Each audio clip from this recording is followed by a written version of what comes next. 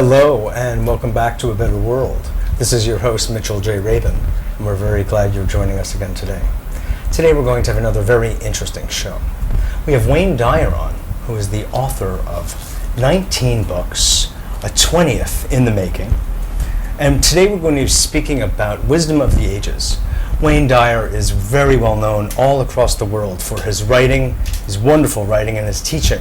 He's been inspiring audiences everywhere. So it's very much a pleasure to have him on the show with us today on A Better World. Wayne. How are you, my friend? Nice to see you. Very well, very well. Thank you. Great. Good to see you. Likewise. Good, Yeah. good. How is it that you got so prolific? How did you find so many things to say?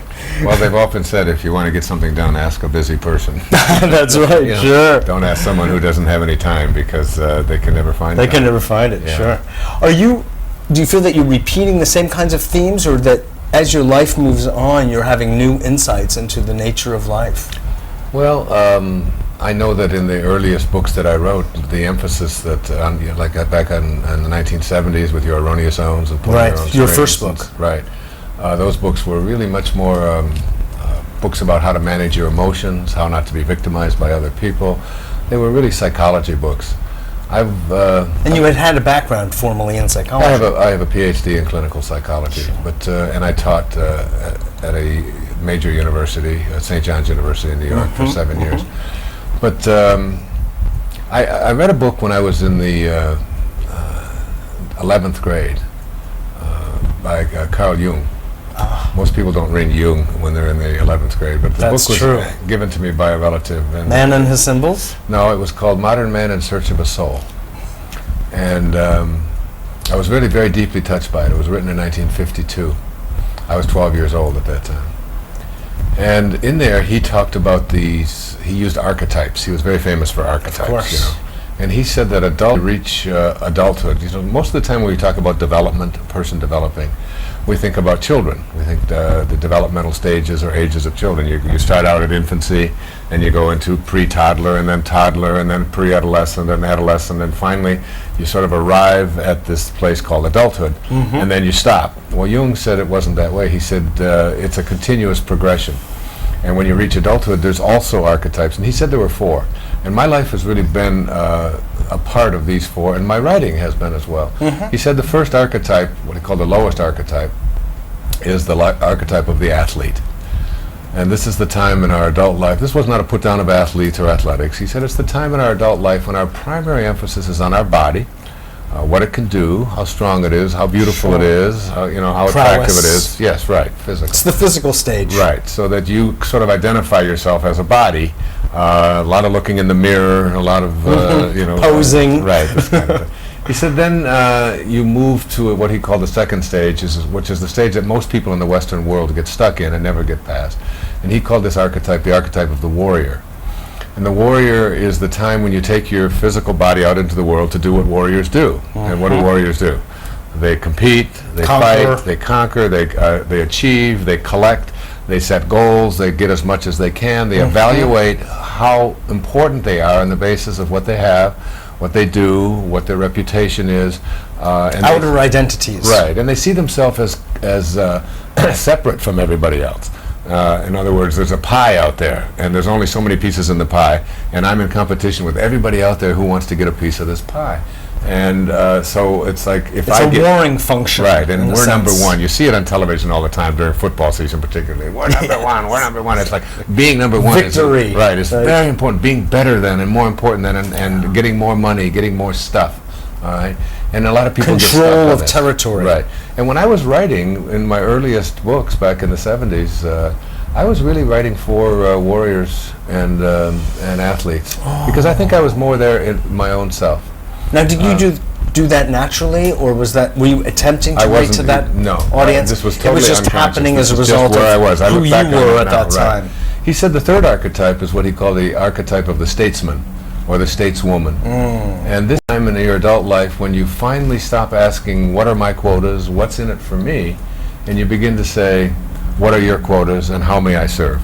In other words, serving and helping and assisting and being a statesperson is much more important to you than what you get for yourself. And I was just in South Africa just a short time ago, and I was asked a question by the interviewer, and she said, "What has been your greatest accomplishment?"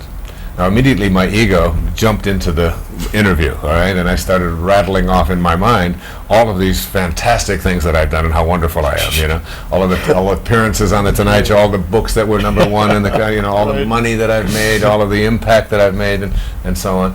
And every the time famous Wayne Dyer. Right. And every time I'd go to say one of those, I'd say, "No, that's not your greatest accomplishment." And then it hit me. It hit me really hard. It was. I said, I think my greatest accomplishment is that I've been able to tame my ego. That I no longer see myself as an athlete or as a warrior or even as a statesman.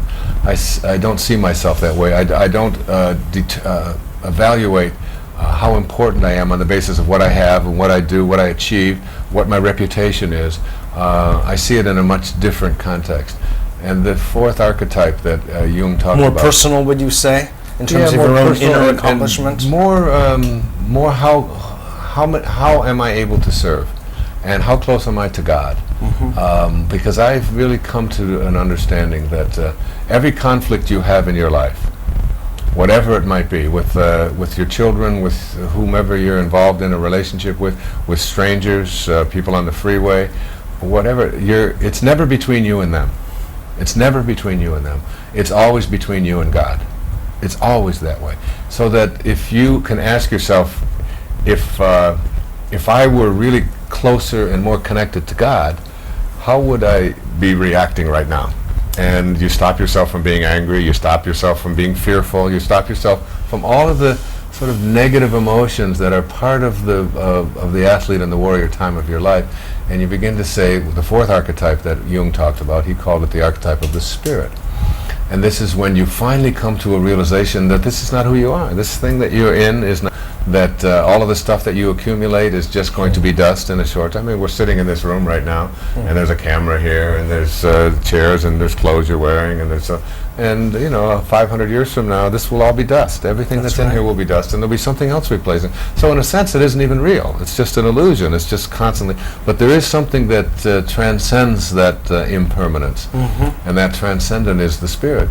When you begin to realize that you're not a human being having a spiritual experience, but that it's the other way around, that you're a spiritual being having a human experience.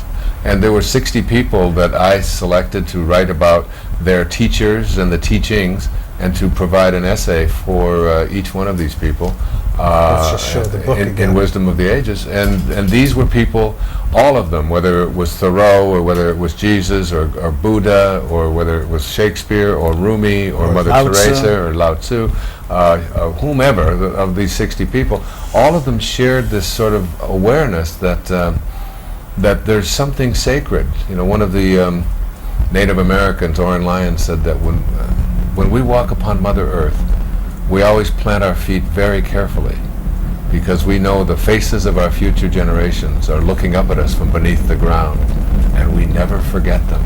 And I think that there's like an awareness that you get to at a certain point in your life where you know that there's a sacred hoop. There's something that's, and it connects you not only to you and I and to the lovely lady behind the camera, but to everybody who's ever lived before. And that the spirit that was in Shakespeare and the spirit that was in Rumi, walking in the 13th century, or the spirit that was in Buddha, is also something that you share, and that you can connect to that, and that you can apply that. So I wrote these 60 essays. In a sense, you're suggesting, Wayne, and even through the writing of this book, that nothing dies, that everything always remains present on one level or another. Perhaps the levels change, sort of as you're talking about the archetypes. It changes from the physical to, you could say, the higher levels. In the same way, you are invoking the wisdom of the ages here is yet further testimony to the fact that nothing dies. And if we were to remain informed by the teachings of our ancient wisdom teachings, that we can benefit, of course, and become more enlivened, ironically enough. Yeah, it's one of the things I remember a woman saying to me one time, she said, I didn't get anything. I wrote a book called Real Magic a few years back, maybe 10 years back now. And she said, I didn't get anything out of reading that book. I said, really? Nothing at all? She said, no. She said, the only thing I got is that I no longer have a fear of death. I said, that's all you got? It says it's only the major fear that governing all of life. You're no longer, I said that's quite a compliment, and so it's like you get to a place where you realize that nothing dies, that there is no, that you're never born, you never die, and so you stop processing the world in terms of your senses. And you start processing it from the sense of your spirit. And my books, from Erroneous Zones right up through Wisdom of the Ages, and the one I'm working on now, are a reflection of my traversing through these various archetypes to a point where I no longer see myself as as an athlete, as a warrior, even as a statesman. I no longer see myself in terms of my accomplishments, my achievements.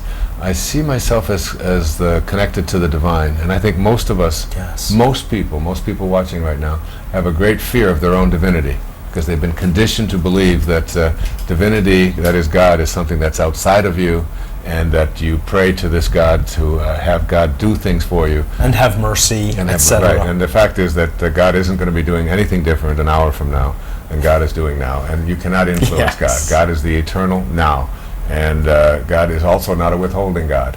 That is, He doesn't have the keys to your being healed of your diseases, and the answer to the scarcities in your life, and the ability to fix your relationships, hanging on to it, asking you to somehow behave in a certain way, and then He'll grant them to you. If I were a person who had all the answers to your life and was able to just hand you abundance and hand you health and hand you these things, but I held it back in order to get you to beg for it or to behave in a certain way, you'd say, that's not really a very nice person, let alone a nice God. That's right. It's ungodly. That's right. So that there is an abundant universe, and the people that are a part of Wisdom of the Ages are people who are tuned into that, independent of what everybody else around them would have them think and believe. Sure. As we say, kind of writing on that idea, is this idea that God helps those who help themselves. So God is present in everything, and in our actions to help ourselves and to help others. That's how you invoke God, in a sense. The way I have always looked at it is that I think of God as like the ocean, right? And it's the ocean, of course, is unlimited, and I am a glass. And I take this glass. This is a classic Buddhist image, by the way. Yeah, and you dip it into the ocean, and you say, now what do I have here? And what I have here is a glass of God. It's not as big, it's not as strong. But it's a microcosm. You're right, it's a piece of God, it's a spark of God. And just like a wave on the ocean is what the ocean is doing, I am what God is doing, you are what God is doing. And if you take a drop of that water from the glass and you pour it over here and you say to that drop of water separated from its source, I would like you to create and sustain life. Let me see you do that. And you watch that drop of water and you'll see that it'll just change form and return to its source.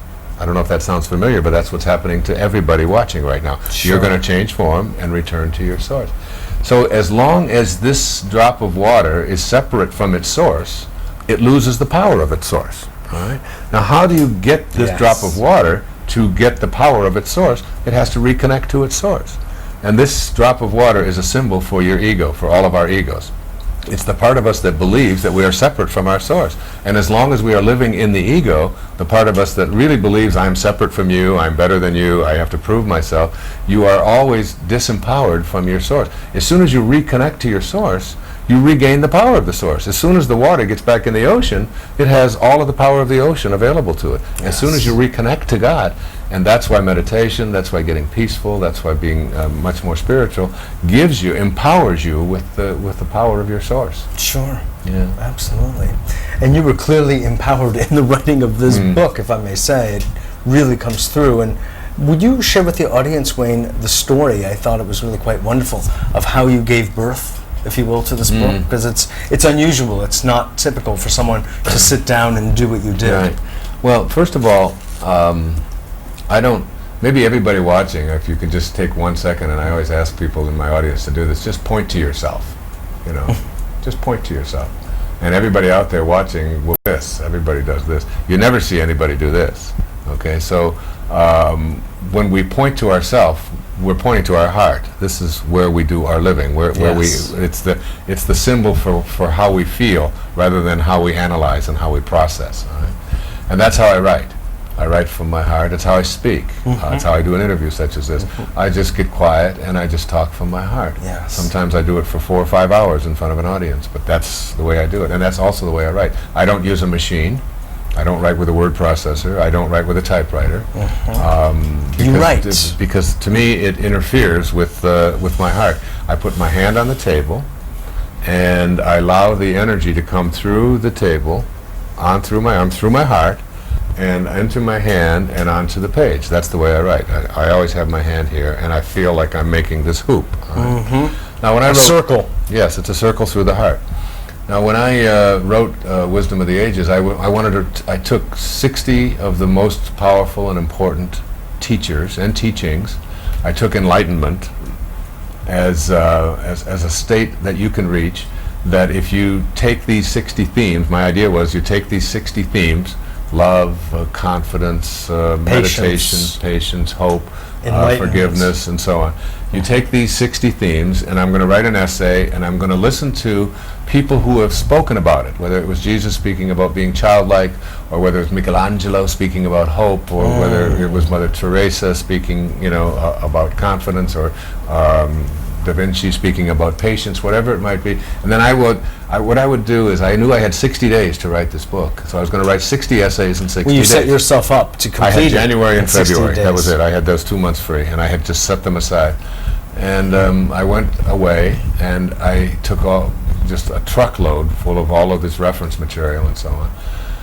And I would get up at about 4 o'clock in the morning, and the day that let's say I was taking John Keats, one of the great poets of the 19th century, and I was talking about beauty, the importance of being able to appreciate beauty. Maslow said that the appreciation of beauty is a characteristic of highly functioning people. And Oscar Wilde once said that we're all in the gutter, but some of us are looking at the stars. I love that, the idea of being able to see the stars from, seeing beauty in everything. All right, so this is qualities of self-actualization. Sure. So I picked an essay from John Keats that day. I get up at 4 o'clock in the morning, and I would read as much as I could about John Keats, all right, for 8 hours. I had biographies of John Keats. I had the Britannica, the Macropedia, various biographies of his that had been written about him and so on. I had all of that material, and I would just reference material. 8 hours I would just spend skimming through it, looking through it, and so on. And then I would go for a walk along the beach, and I would meditate for an hour or so, and then I would come back and I would read as much of John Keats. Now, he happened to be a poet, and he had also written a lot of essays and so on. So I spent 8 hours with John Keats, just reading all of his poetry, just embracing it, just looking at it and so on. Beautiful. And I became very involved in that. And then in the evening, imbued. Yes, that evening I would go for another walk around 7 o'clock, and I would come back and I would meditate, and I took a picture of John Keats. Right, and I would set it right up on my writing table, and I would look at the picture, and I'd get very quiet, and I would assume that posture, and I would say, what would you say to the people who are watching or listening or living here today? What would you say to them based upon this one passage? Now, his passage was from Ode on a Grecian Urn, and here was this man. By the way, John Keats died at the age of 25. 25, and he was considered to be the greatest poet of his generation. So the Britannica called him the greatest poet of all time, without even hesitating. And he wrote over 4,000 poems in his life, died at the age of 25. God. And he was contemplating a Grecian urn, these figures on this Grecian urn, and he said, beauty is truth, truth is beauty. That's all you need to know on earth, and all there is to know. That was the line, okay? So I took that from Ode on a Grecian Urn, and I just repeated that one quatrain. When death shall this generation waste, thou shalt remain amidst further's woe. There's an eternal thou, he was saying, and it goes back to the Greeks, and it goes forward to you. So then I would ask John Keats, and I literally, now this sounds strange, but I literally could feel his presence in the room. And because I believe that you can connect on an energy level to anybody who has ever walked among us, because there's only one spirit. There's not two powers, there's only one power. Yeah. So, and then I would just get very quiet and I would just write. I just would let it come out. I would just start. I wouldn't think about it. I didn't have an outline. I didn't get worried about what. And at the end of the essay, I would write 4 or 5 suggestions that you can use today.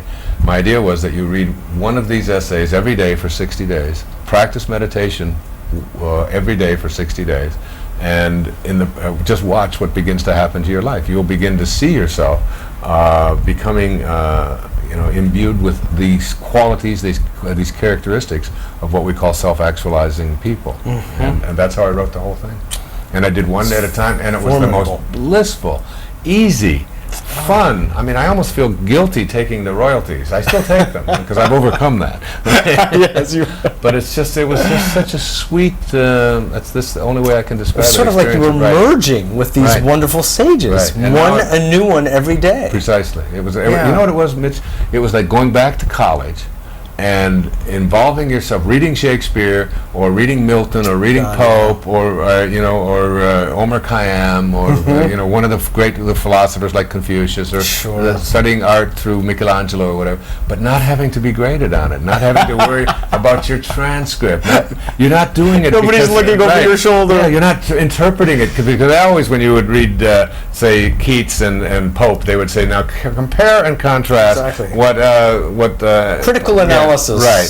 What Milton said in Paradise Lost with what Keats was saying in Ode on a Grecian Urn, and then you'd turn your paper in and you'd sweat for a week waiting to get it back, and it'd be all marked up with red marks and all of that. No, Keats didn't mean that, and no, that's not what you just don't understand Milton. That's right. I understand Milton. I mean, here was Milton in the 16th century. Try to imagine being in the 1500s and being totally blind. And he wrote in Latin also, though. In a cave, all right? And he was sickly during the time. He was in a cave? He wrote in a cave in England, in northern England, And he would sit in there, and he was blind, so he would have to transcribe. He would have to have somebody do it for him. Muses. Yes. Or would have you. I mean, it's astonishing. And here was Alexander Pope. Alexander Pope was 4'6", 4'6", hunchback. Walked around like as a hunchback man, and composed some of the greatest poetry that you've ever imagined. There was Michelangelo, on his back, painting, and in his 80th year. I mean, his 8th century. I mean, 8th decade. These people had such passion, such power, and you know something, we all have it too. And I always say about these 60 people, not one of them died with their music still in them.